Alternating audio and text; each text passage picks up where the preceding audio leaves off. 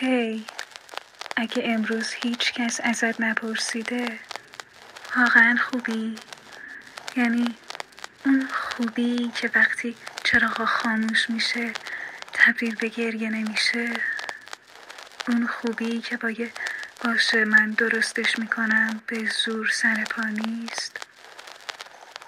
تو خیلی وقت قوی موندی و میدونم بعضی وقتا حس میکنی هیچ کس نمیبینه، ولی من میبینم چطور تلاش میکنی، چطور میشکنی و چطور بازم ادامه میدی. پس بهم بگو واقعا خوبی؟ اگه نه اشکالی نداره، همیشه لازم نیست خوب باشی، حداقل نه پیش من.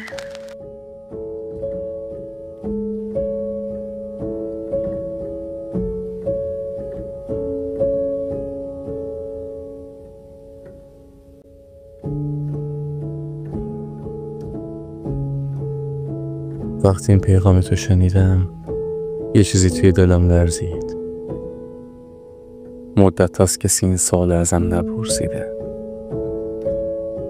مدت هاست که نه خبریه، نه حرفی، نه حتی یه احوال پرسی ساده. اما نمیدونم چرا بازم دلم برای تو تنگ میشه. میشه کسی انقدر ازت دور شده باشه ولی هنوز صداشو توی ذهنت بشنوی؟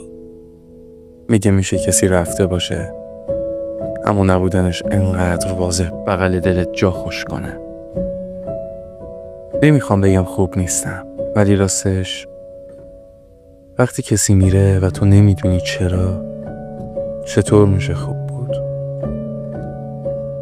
گاهی میگم کاش فقط یه بار دیگه تو از پشت گوشی بهم بگی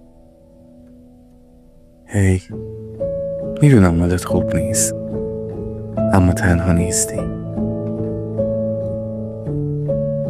اما خب تو دیگه نمیگی و من دارم کم کم یاد میگیرم به نبودنت عادت کنم، هرچند اصلا کار آسونی نیست. باید بگم نه خوب نیستم. هر چقدر تلاش میکنم نمیشه. انگار مهم نیست چقدر میجنگم. یه چیزی تو زندگی هست که میگه نه قرار نیست اتفاق بیفته. حالم خوب نیست، نه از اون غمایی که با یه آهنگ خوب میشه، نه از اون دلتنگیایی که با خوابیدن حل میشه. یه جور خستگیه از آینده، از اینکه فکر میکنم چی میشه چی نمیشه، از اینکه هیچ چیز دست من نیست. میدونی میترسم از روزایی که میان و تو توشون نیستی، از اینکه هرچی جلو میرم حس میکنم یه چیز جا مونده، یه حرف، یه نگاه، یه آدم. میترسم یه روزی برسه که دیگه حتی یادم نیاد چرا انقدر دلم برات تنگ شد و این ترس از نبودنتم سنگین تره. آره خوب نیستم ولی دارم ادامه میدم، چون ظاهراً هیچ کس برای حال واقعی آدم نمی‌ایسته جز خودش.